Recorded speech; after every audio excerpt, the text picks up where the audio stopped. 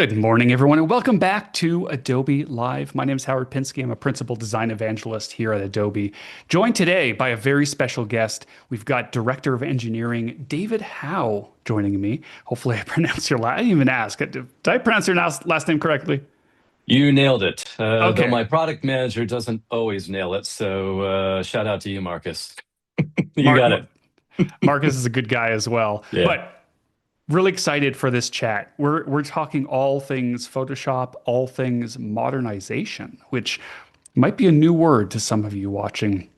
There's a lot going on behind the scenes, not just at Adobe, but also behind the scenes I'm hearing myself. Oh, hold on.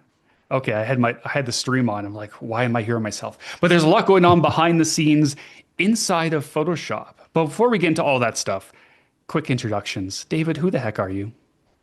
Good question. Existential question. But yeah, Dave Howe, I've been at Adobe for going on 30 years now.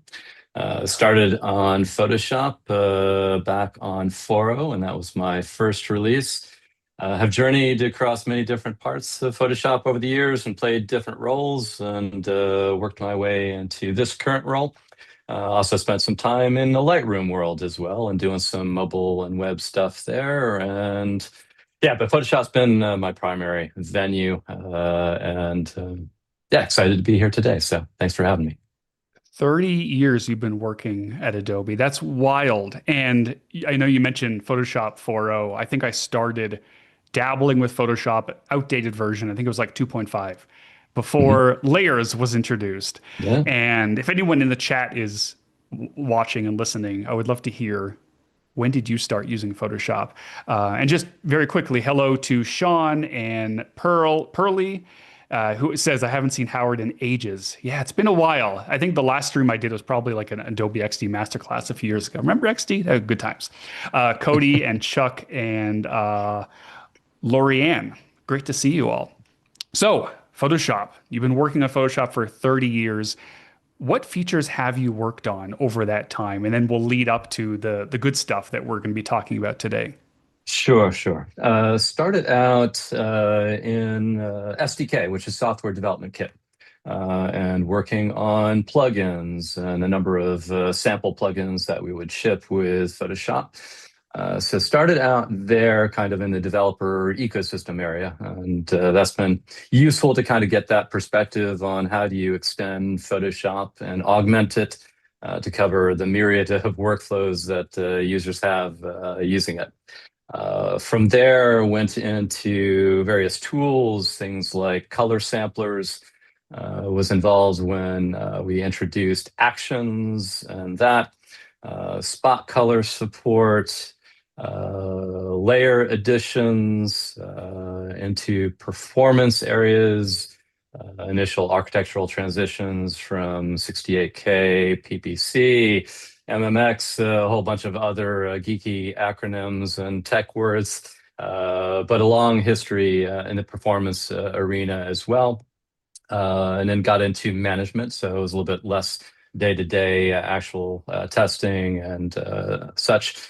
And then, yeah, from there, yeah, have managed a great number of incredible folks who have contributed to Photoshop over the years. So I've just been blessed with having the opportunity to work on Photoshop and contribute in any way that I can, and just getting the chance to work with some super smart, passionate people who have been kind of the torchbearers for making sure Photoshop remains relevant and modern, and does the kinds of things that all of you out there needed to do. So I'm just one small piece of a much larger story and team.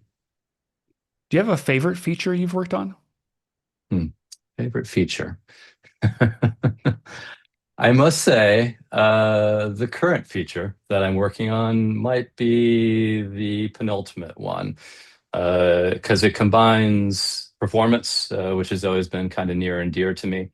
It's a large effort involving multiple teams, involves the latest hardware, so taking full advantage of the GPU, the latest software and advances like Web GPU, And it is just a tall, tall mountain to climb as we look at replacing the core engine of Photoshop with one that's fit for today's hardware and software.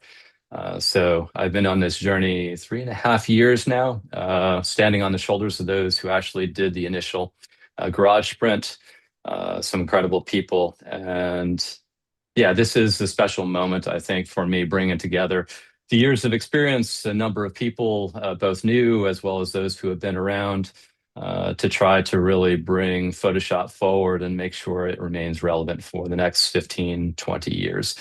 So this is perhaps the biggest challenge yet. I'm excited.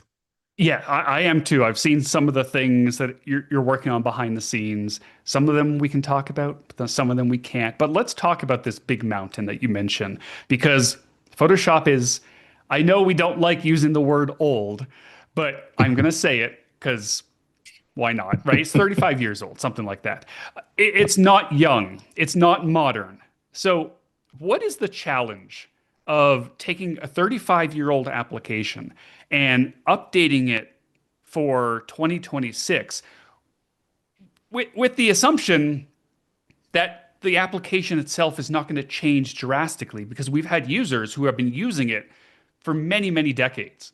And we Yeah. obviously don't want to change it too much because that would completely throw off their workflow. So, what goes on behind the scenes to update Photoshop and modernize it while also not changing it too much, if that makes sense? Yes, great question.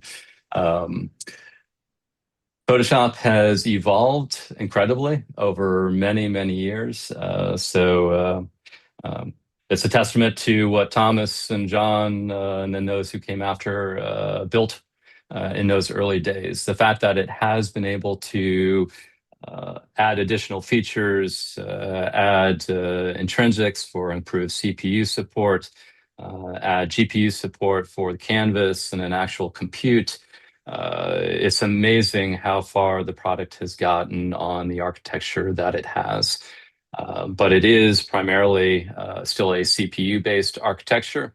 GPUs weren't a thing back in 1988. And so there's a tremendous challenge to how to retrofit things. Brief story on kind of how we've gotten to the current approach that we're taking today. Um, we don't have the luxury of kind of doing a clean slate of like, we're taking the existing thing, throwing it out the window, and building an entirely new product from scratch. There's just too much feature girth and width and all the workflows that customers rely on. And not to mention the kind of go-to-market challenges of, well, what would this new thing be called? How would you market it? What would it cost? All that kind of stuff. So that's kind of out the window for a product like Photoshop. Of course, the flip side is it's nice to have a product that is so successful and so widely used out there.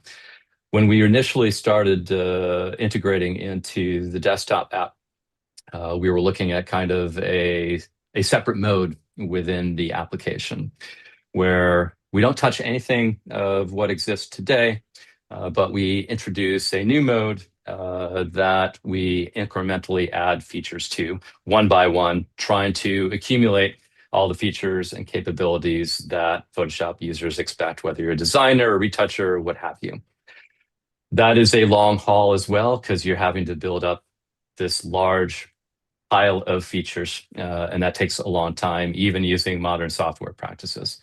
The current approach is trying to strike the right balance here.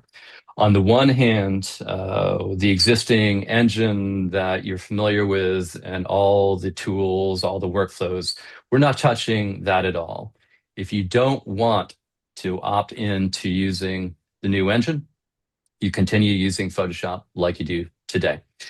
So we don't want to disrupt all those years of muscle memory, et cetera, out of the gate. However, you can opt in to using the new engine. But for doing that, we're going to be leveraging all the existing tools and commands and workflows that Photoshop has today. But behind the scenes, routing the data that those tools and commands generate into this new engine and then out to the screen. So The best, ideally, if we're successful, is marrying the best of both worlds, where you have a brand new GPU first engine that's doing all your pixel munging and getting that out to the screen. But we're leveraging all the existing tools and commands and all your workflows so that you continue working like you do today. Obviously, there's some nuance and details still to be sorted out there. But that's the challenge of going through all the existing capabilities and rerouting the data over to a new GPU compositor and making sure that everything is both working correctly and is performant and seamless for everybody. That sounds like quite the challenge, and I'm kind of happy I'm not part of that because I would have no idea where to start. And I know Marcus on your team has once described it as almost like a open heart surgery, I think, where you're not replacing everything. You're kind of like I think that Yes. you could probably describe that better because I'm sure you've heard it a million times. But that's quite the challenge. 35-year-old application, trying to modernize it with modern hardware. And I want to talk about the hardware in a second because that's another challenge. But Yep. someone in the chat is asking or mentioning, I hope we can get some of the 3D lighting effects features back in Photoshop. I miss them. I want to say things about things that I know are happening internally, but I'm not going to say things about things. We've sneaked some stuff before, and there's other things in the works. But kind of bouncing off that thought, what features predominantly will benefit from this modernization effort? Things that you can talk Yep. about. Sure, sure.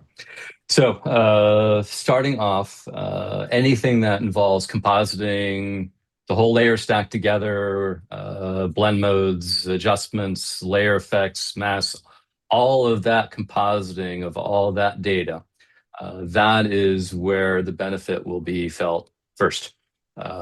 So, not all tools, if you're brushing on a single layer, for example, you're not really exercising the compositing stack too much. You're just painting pixels onto the canvas. So there obviously room for improvement there too.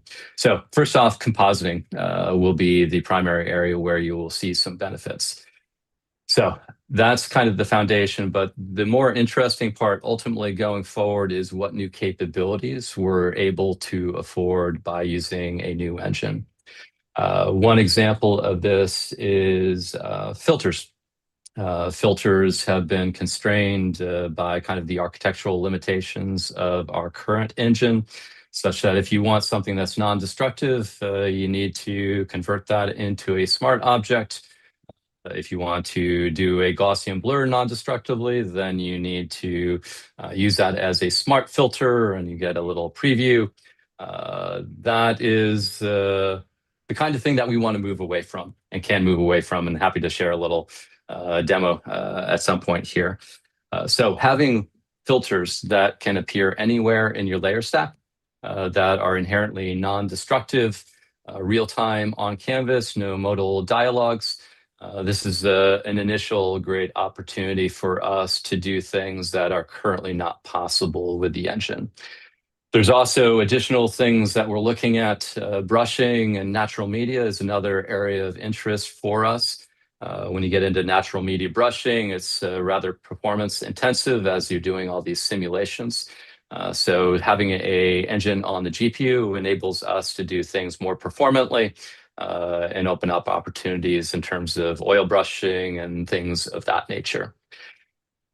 Many more things that I could speak to on the road ahead, but we've tried to future-proof the engine as much as we can so that it has the flexibility to do the kinds of things and address the pain points that many of you have experienced and shared with us over the years, as well as to unlock the creativity of all of you, as well as our team, to imagine new things that we can do going forward. So I think one of the things I'm hoping to get out of this initial recording is getting some input from everybody out there in terms of what are those pain points, making sure that we're hearing those and responding to those, but also seeing what feature requests beyond that might exist and how can we continue to push the limits of Photoshop.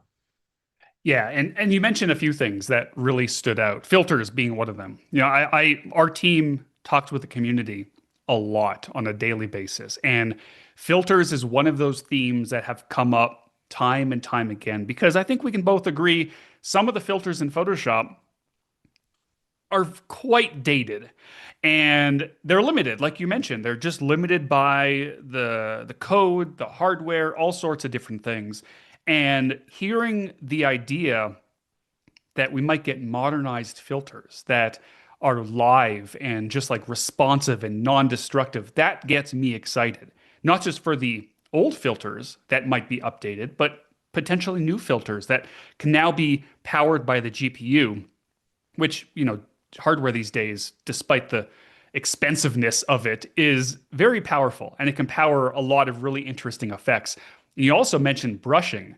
And, I've used Adobe Fresco quite often. I'm not a very good artist, but I've seen the watercolors and the oil paints like live blending with each other. I would imagine we might be heading in that direction in Photoshop, which would be amazing because I just interviewed Kyle Lambert, who does the Stranger Things posters, and he was talking about he goes into Photoshop and like that's where he does all his painting on big screens and Wacom devices and all sorts of different things. And if he and other artists are able to now see that live on this massive screen in Photoshop, that would be amazing. So I'm really curious to see, and we'll jump into a demo in a second, but I want to touch on just two of the new comments or three of them that came in. Dan, I think, Dan Donovan is mentioning, sounds like it's getting close and might be introduced at Max in October. And I would love for you to speak about the timeline because it's not one thing that will be released. It's kind of incremental. But also, Chuck is mentioning blend if not hidden. That's a good point, Chuck, because blend if is one of my all-time favorite features in Photoshop. It is so powerful if you know how to use Yeah, it. it's there. Or exactly, if you know where to find it, and then you got to figure out how to use it. I would love to see a modernized workflow and user experience of blend if somehow, but that's another conversation.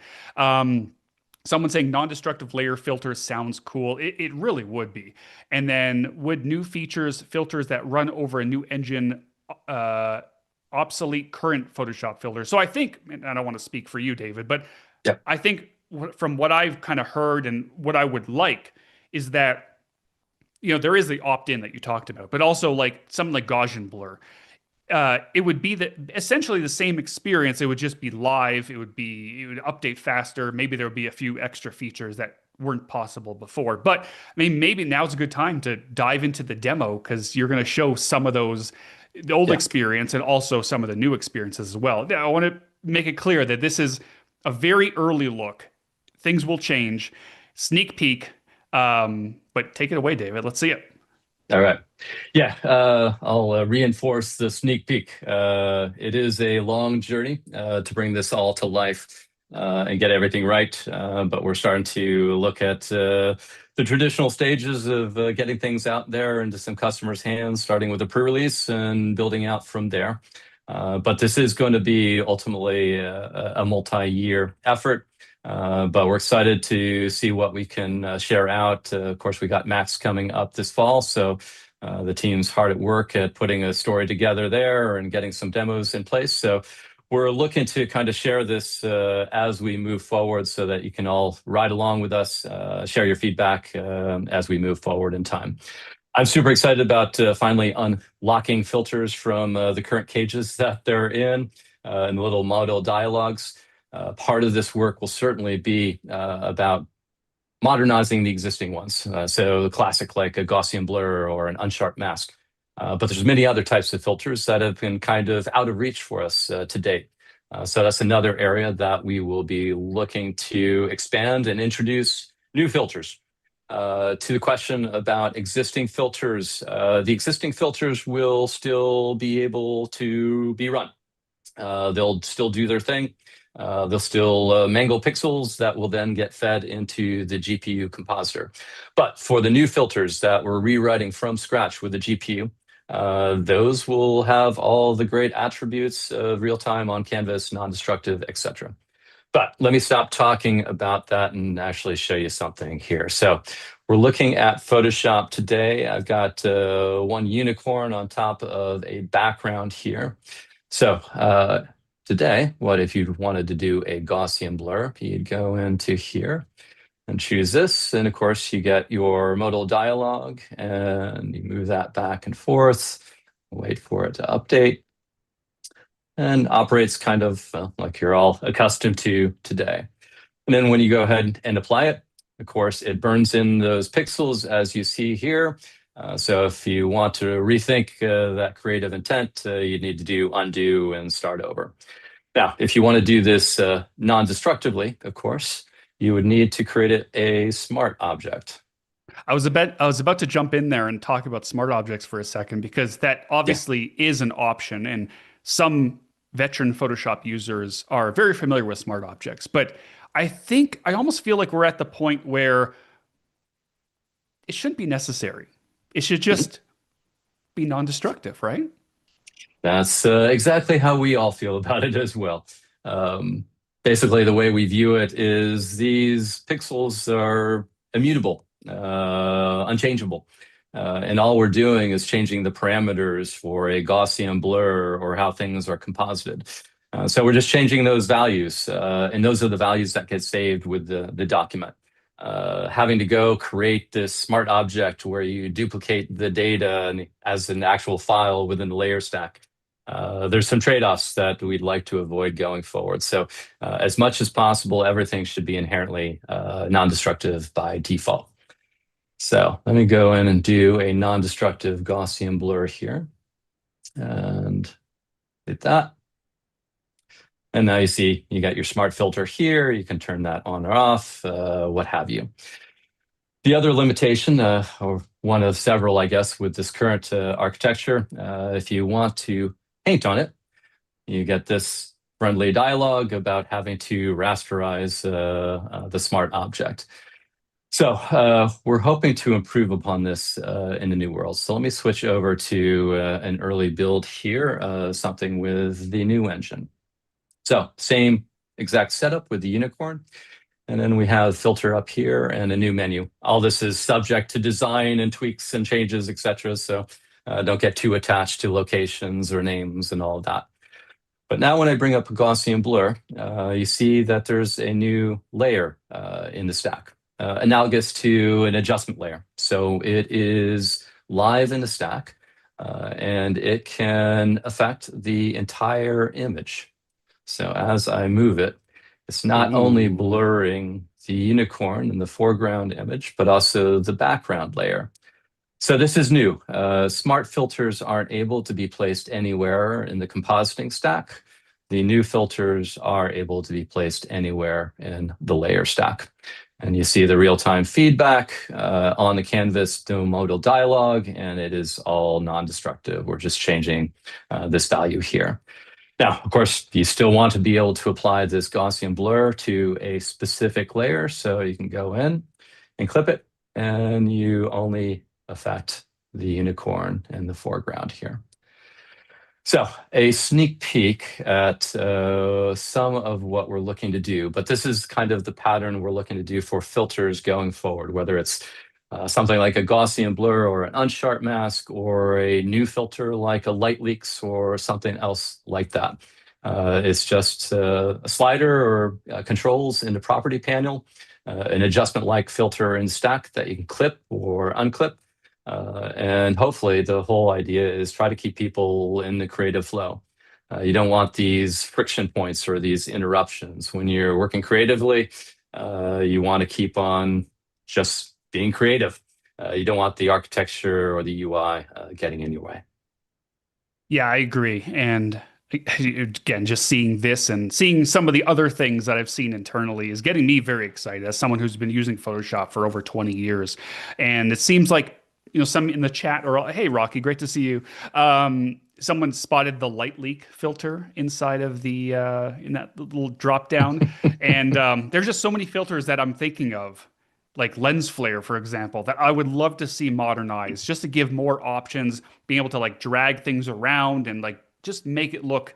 I can't remember the last time I added a lens flare to an image, probably because it's fine, but I would love to see it better. Yeah. Someone saying displacement map would be great, which would Mhm. also, I agree with that as well. Um, I think I think a lot of people are going to watch this demo, right? And they're going to be like, whoop-de-doo. It's a Gaussian blur. You can update it live. There's a million applications out there that have Gaussian blurs that when you move the slider, you can see it in real time. Yeah. But I think that the thing that we were overlooking is that again, like I mentioned earlier, this is a 35-year-old application. So something like a Gaussian blur, internally, what kind of effort did it take to update the Gaussian blur? And then from there, what does the priority list look like? How do you decide which filter is next on your list? Yeah. Yeah. Yes. It is quite a bit of work, as it turns out. Some filters are easier than others. Gaussian blur is one of the more challenging ones in terms of performance. It is compute intensive. So managing the algorithm aspect of it, managing the memory and shuttling of data, there's a good amount of work going right up until today on trying to optimize both of those aspects of coming up with a high quality Gaussian blur that can work in real time. And there's a whole bunch of technical stuff that goes into that, from how do you tile things and map things, et cetera, to provide that fluidity as you move across.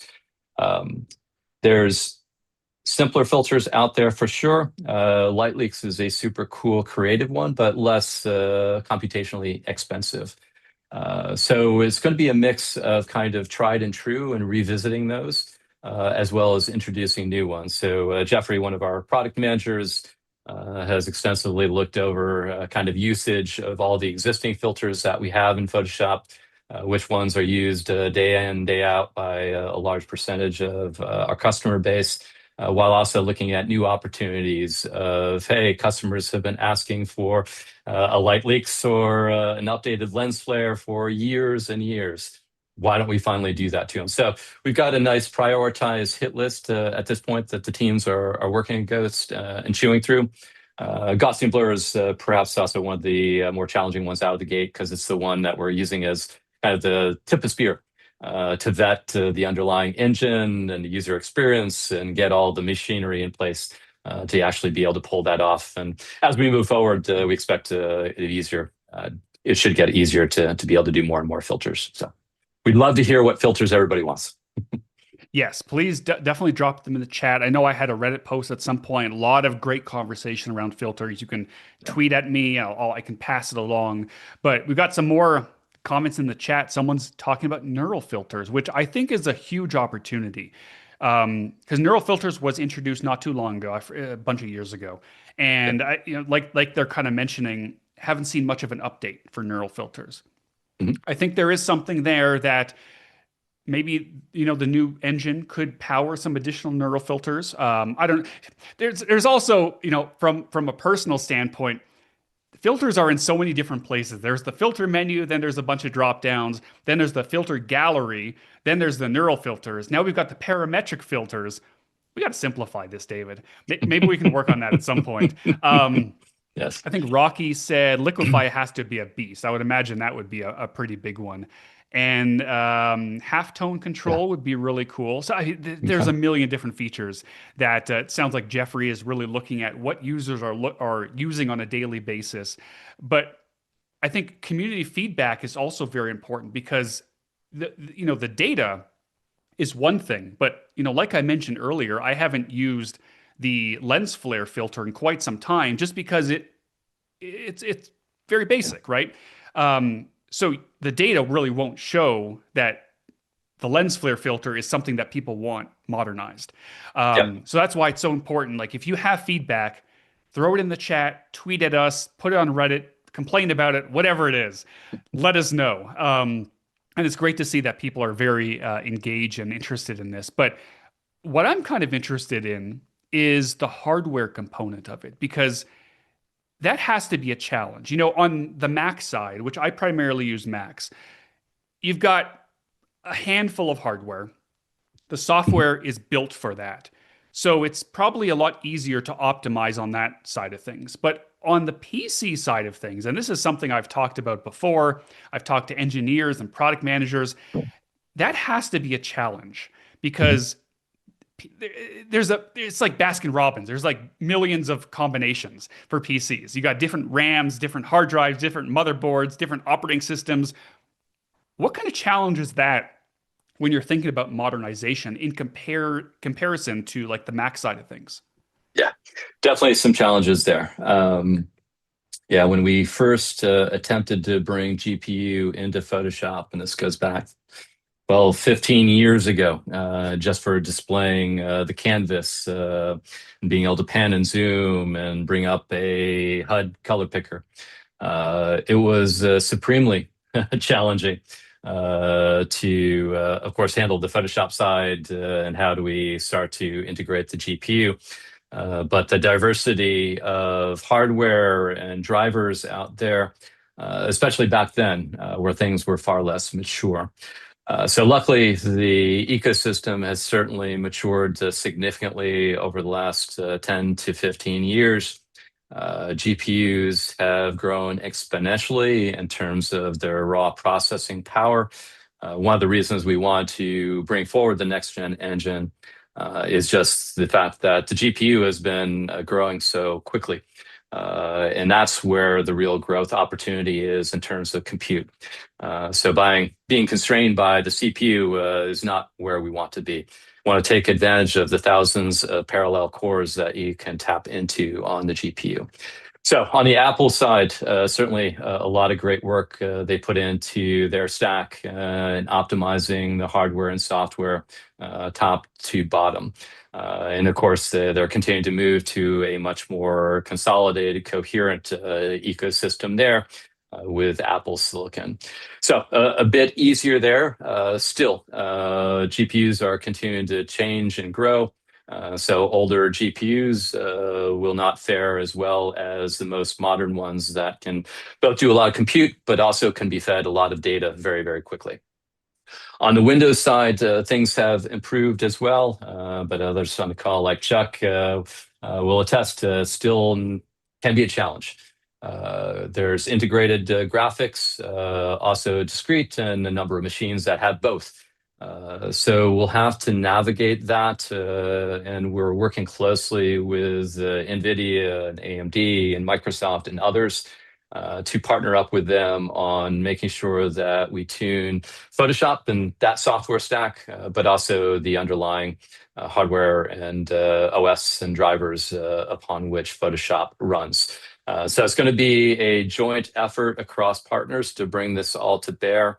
And so we're in the early days of having those discussions and partnerships, and already had some announcements at Computex along with Premiere, with NVIDIA, and looking to see what else we can do going forward. So yeah, another aspect of this as we kind of widen the valve and get more exposure from all of you out there, ultimately getting out to beta at some point, is getting that feedback on, hey, it's not working over here. So we want to guard against that as much as possible. But some good work ahead for sure. Yeah, I think ultimately whenever it gets into beta and user feedback is going to really, I would imagine, drive your focus going forward. Because my limited knowledge of product management, and I'm just noticing my microphone is like my levels are bouncing all over the place. But anyways, so hopefully my audio is okay. But my limited knowledge Sound of good. product management internally, you've got a roadmap that you are aiming for, but those things are a little bit fluid sometimes. So, you know, from what you're able to talk about, what are your big milestones looking towards Adobe Max and then further? I know you talked about filters, but are other things that you're able to talk about that your team really wants to tackle for this modernization effort? Yep, yep. So at this point, we're kind of bringing the lights on and looking to get out to pre-release, which is a small cadre of customers that we regularly interface with. The first test of that will be Gaussian blur, as you saw here, and then light leaks. So part of that package is vetting the underlying compositing and performance and rendering of all the myriad documents that exist out there, from a couple of layers to hundreds, if not thousands of layers. So making sure that we have a solid foundation for, are we able to render everything correctly? And are we able to do that performantly? Of course, performance is an ongoing challenge work that will stretch all the way forward as we add more capabilities. So as we kind of get pre-release going, we're starting to look towards Max in Miami. So a few things that we're hoping to share there, of course, is sharing more broadly the filter story and underlying compositing performance, and sharing more details about how this stuff works, how do you opt into it, hardware compatibility, all of those kinds of things. The brushing and the fresco technology has been an ongoing partnership for the last many months of how do we take that awesome technology that is there and bring that into Photoshop ultimately as a result of having a new GPU first engine. So we expect to have some stories there going forward around the Max timeframe. We're also exploring, you mentioned neural filters. There's this, two interesting avenues to explore going forward for Photoshop. One, of course, is optimizing the core product and making sure that all the workflows that users have today are performing well, and we're fixing the issues and little gremlins or friction points that get in the way, while at the same time trying to find opportunities with AI to fill those holes in those workflows and make all of you much more productive. So striking that right balance between core professional workflows and the fundamentals, but also pushing forward on the AI frontier. With the new engine, I think there's some interesting opportunities with the combination of the imaging engine plus AI, and what kinds of things can you do there, neural or otherwise. So that's definitely going to be an area of exploration as we look out beyond Max. Early next year, I think we're looking to get into a beta.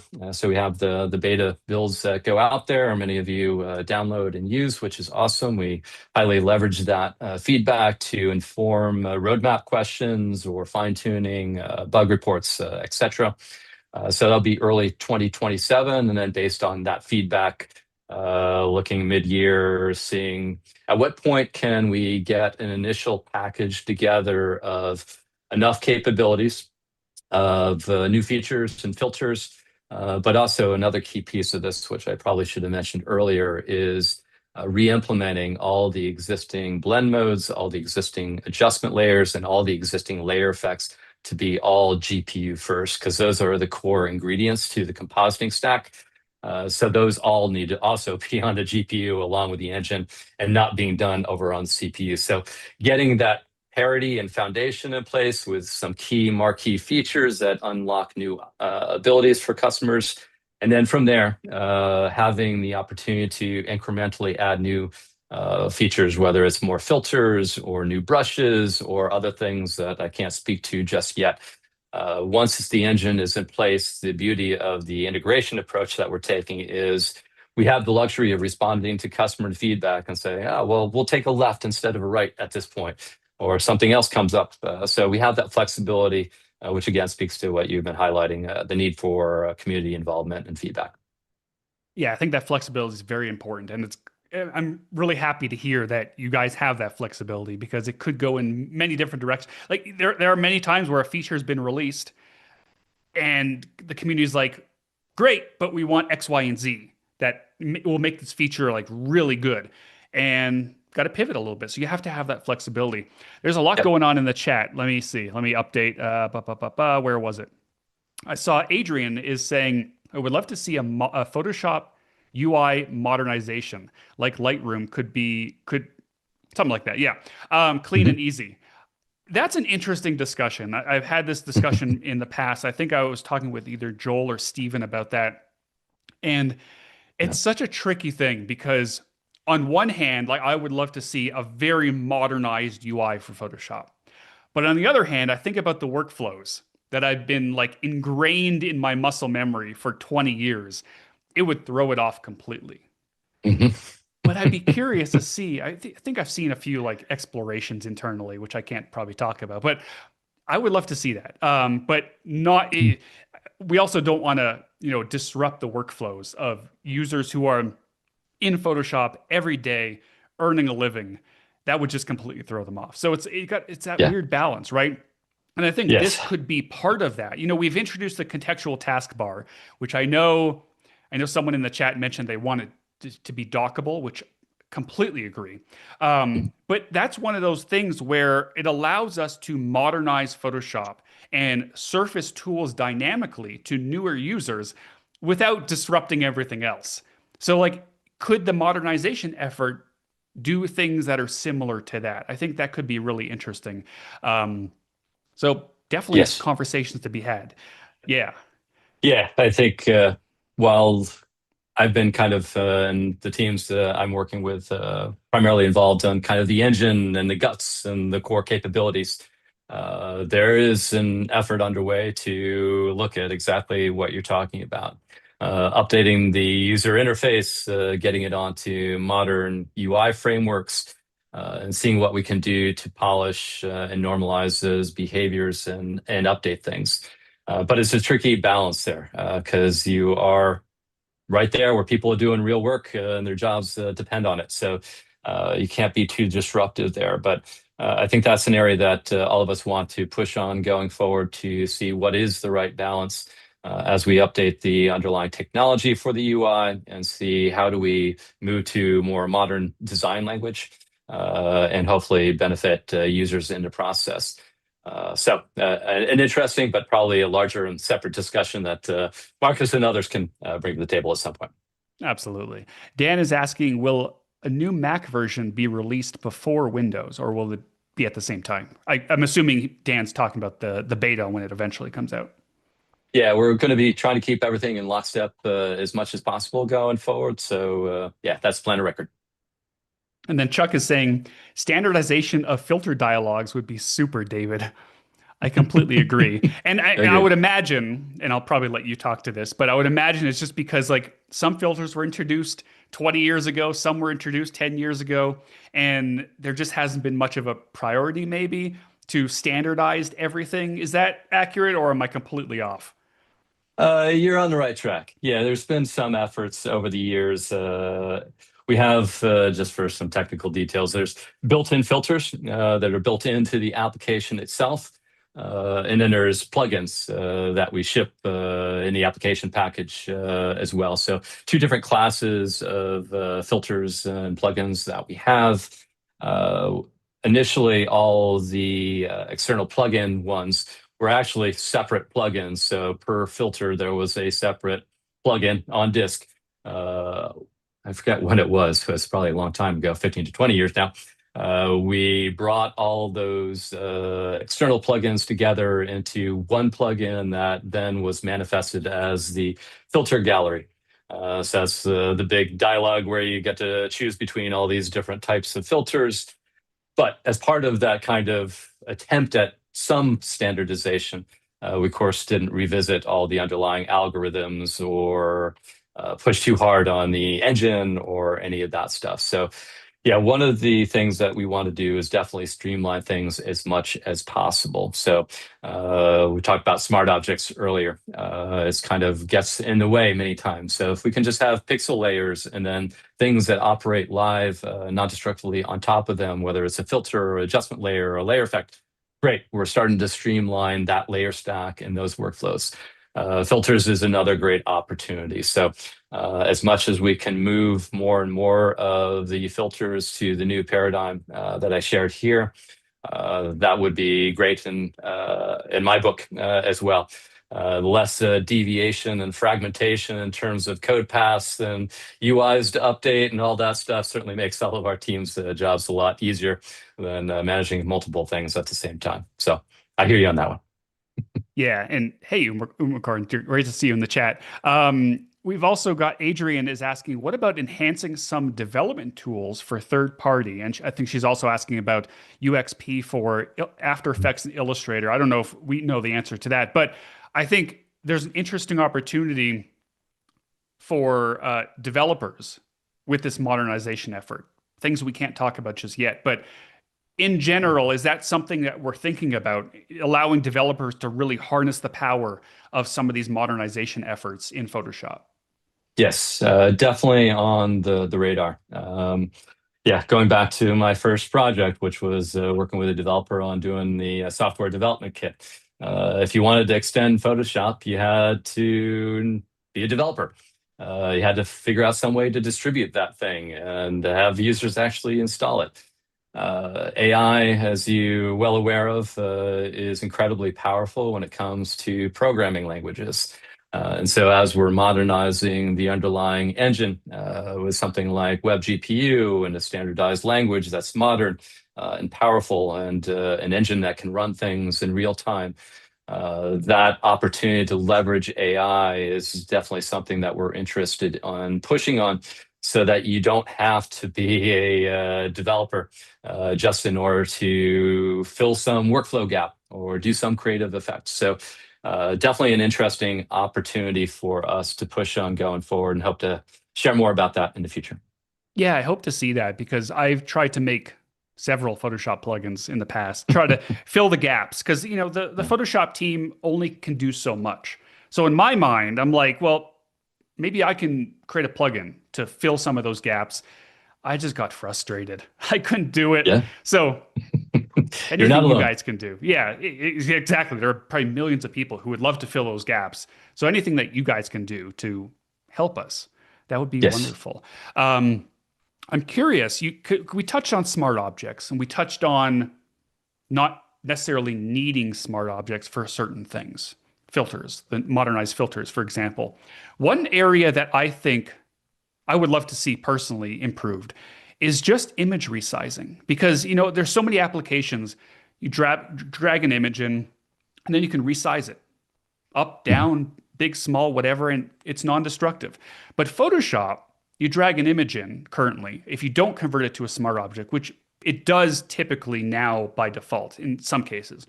But if you drag an image into Photoshop and then you resize it down, you accept the transformation, then you try to resize it back up, it's pixelated as heck.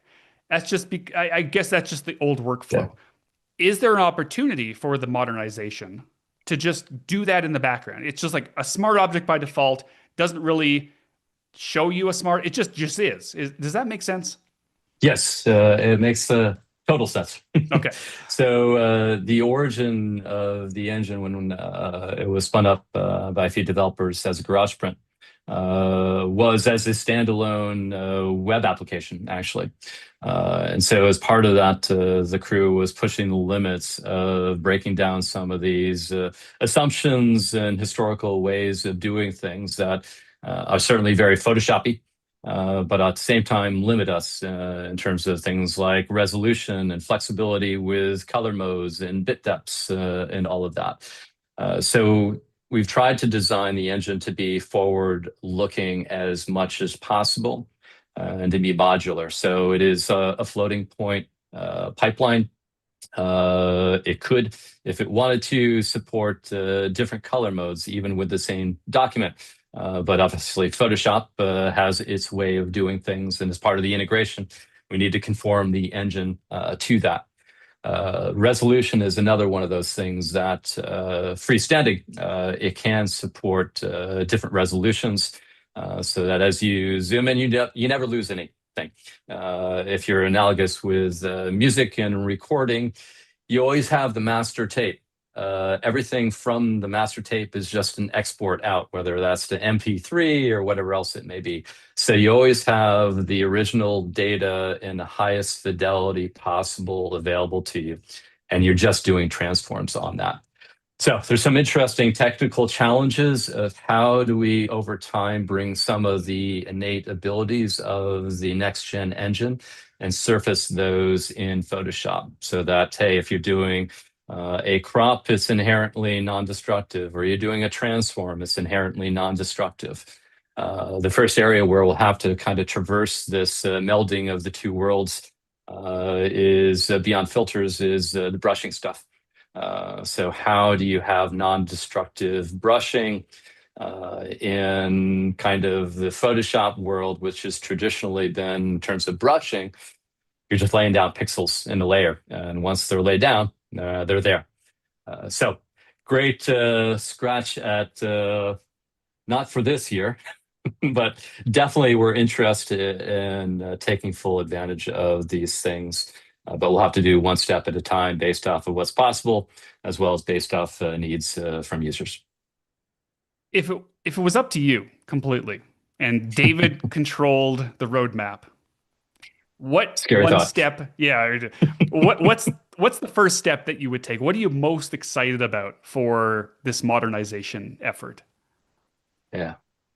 First up, truthfully, I think the filters is really the most logical and the most exciting thing initially out of the gate, just because it's been, to your point, such a long-standing pain point. We got these filters that are, in some cases, very, very old, and the user experience around them is a bit painful.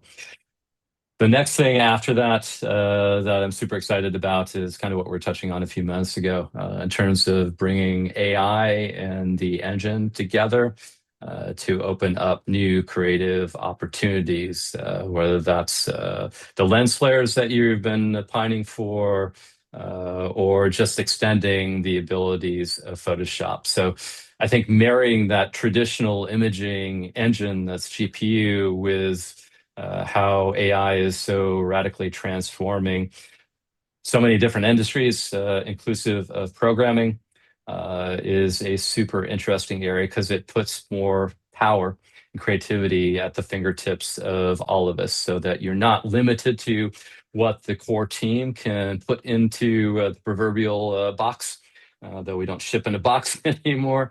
You can kind of be your own developer and extend the toolbox to suit your needs. And the only limitation is all of your creativity. So I think that's my second. I like that. I like that a lot. And Dan is in the chat is saying, talk to the Lightroom folks about non-destructive workflow. And it's an interesting comment because Mhm. when I go into Lightroom, I'm not thinking about working non-destructively. I'm not thinking about, is this destructive? It just is, right? It's just non-destructive. I can Yep. undo an adjustment if I need to. I can double click on the little dot and it resets it.